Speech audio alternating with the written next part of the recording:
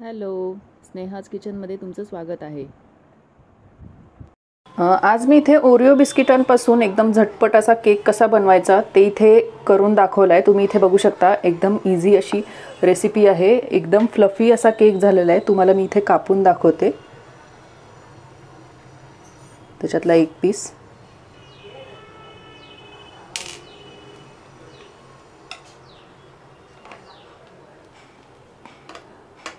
तर इथे तुम्ही बघू शकता, एकदम फ्लफी असा आपला ओरिओ बिस्किटांचा केक जो आहे तो तयार झालेला आहे. तर आता ह्याची रेसिपी आता मी तुमच्यासोबत शेअर करते. तर ओरिओ बिस्किटांचा केक करणार आहे, तर त्यासाठी मी इथे दोन मोठे पॅकेट ओरिओ बिस्किट घेतलेत. हे मी असेच घेणार आहे, ह्याच्यातलं क्रीम वगैरे काही काढणार नाही आहे. ही आहे ती बिस्किटं मी आता या मिक्सरच्या भांड्यात घालून घेणार आहे. सगळी बिस्किटं घालते मी इथे. मिक्सरमध्ये आपल्याला ह्याची बारीक पावडर करून घ्यायची आहे.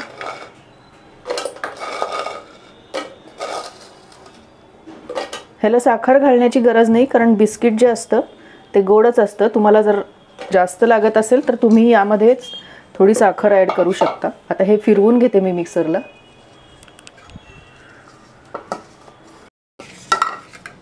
तर आता ही बिस्किटं मी मिक्सरला फिरवून घेतलेली आहेत. आता मी त्याच बाउलमध्ये परत काढून घेते सगळी.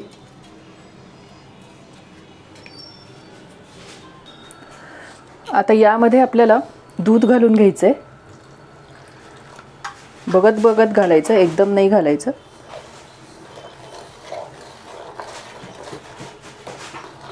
एकदम घट्ट नाही आणि एकदम पातळ नाही असं आपल्याला ह्याचं बॅटर बनवून घ्यायचं आहे.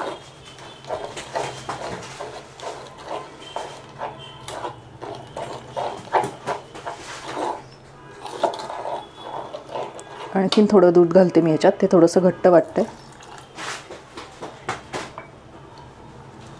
आणि हे परत मिक्स करून घ्यायचं सगळं.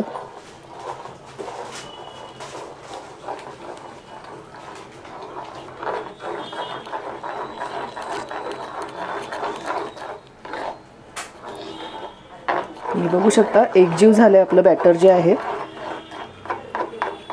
अगदी चॉकलेट केक असतो तसं दिसायला लागले. अगदी झटपट होणारा हा आपला केक आहे.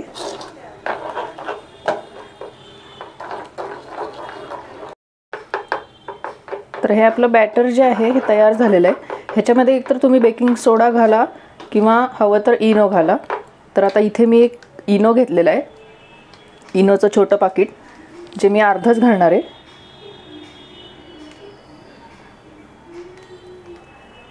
हे अर्ध घातलंय मी आणि हे लगेचच असं फेसून घ्यायचं.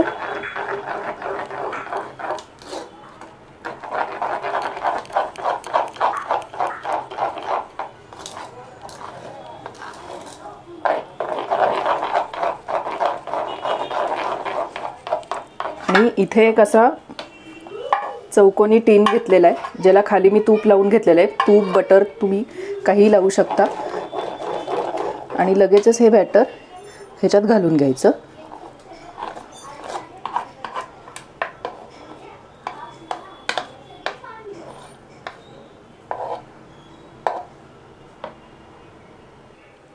अशा प्रकारे हे सगळं बॅटर मी ह्याच्यात घालून घेतलेलं आहे. आणि हा थोडासा असा टॅप करून हा केक जो आहे आता बेक करायला ठेवून देणार आहे. तर मी इथे कढईमध्ये करणार आहे. तर कढई जी आहे ती मी ऑलरेडी इथे प्रीहीट करायला ठेवून दिली होती, तर तुम्हाला मी दाखवते. तर आता ही कढई जी आहे ही मी आधीच गरम करायला ठेवली होती. ती गरम झालेली आहे. आणि हा टीन जो आहे ह्याच्यामध्ये मी ठेवून घेते आणि त्याच्यावर झाकण ठेवून देते. आता जवळजवळ 15-20 मिनिट आपण हा केक चांगला बेक करून घ्यायचा आहे. गॅस जो आहे तो लो ठेवायचा, मोठा नाही करायचा. म्हणजे कसं झालंय बॅटर? हां, छान झालंय, गोड आहे.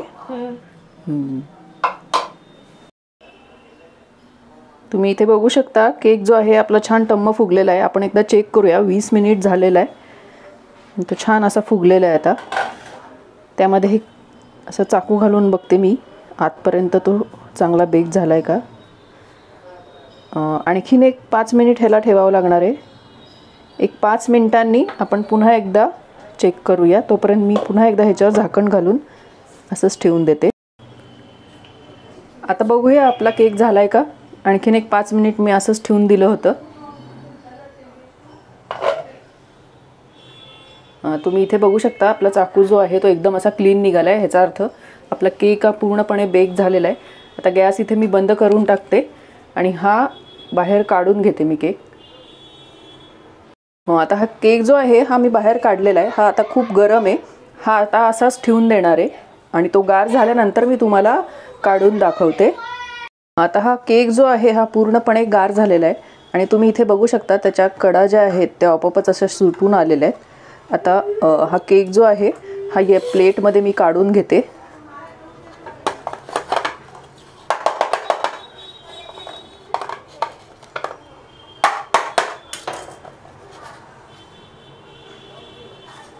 आता तुम्ही इथे बघू शकता एकदम छान फ्लफी असा आपला केक बनून तयार झालेला आहे.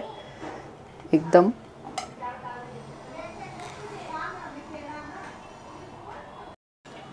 हा केक जो आहे मी आता एका मोठ्या प्लेटमध्ये काढून घेते. या प्लेटमध्ये थोडासा हा लहान होतोय.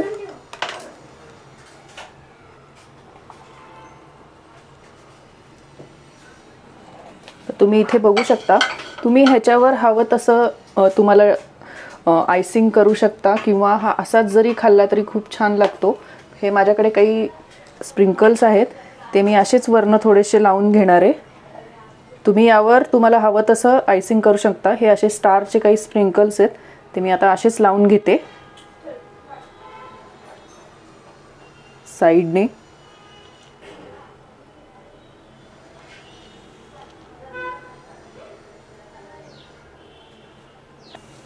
तर तुम्ही इथे बघू शकता हे स्टार जे आहेत हे नुसतेच मी लावून घेतलेले आहेत तरी सुद्धा किती हा छान दिसतोय केक.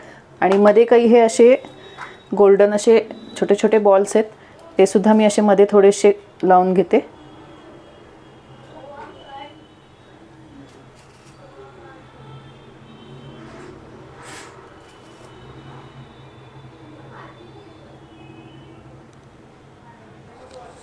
आता तुम्ही इथे बघू शकता अगदी झटपट होणारा असा हा आपला ओरिओ बिस्किटांचा केक जो आहे तो इथे तयार झालेला आहे. तर तुम्हाला माझी ही रेसिपी कशी वाटली मला नक्की सांगा. रेसिपी आवडली तर लाईक करा, शेअर करा आणि माझ्या चॅनलला सबस्क्राईब करायला विसरू नका. धन्यवाद.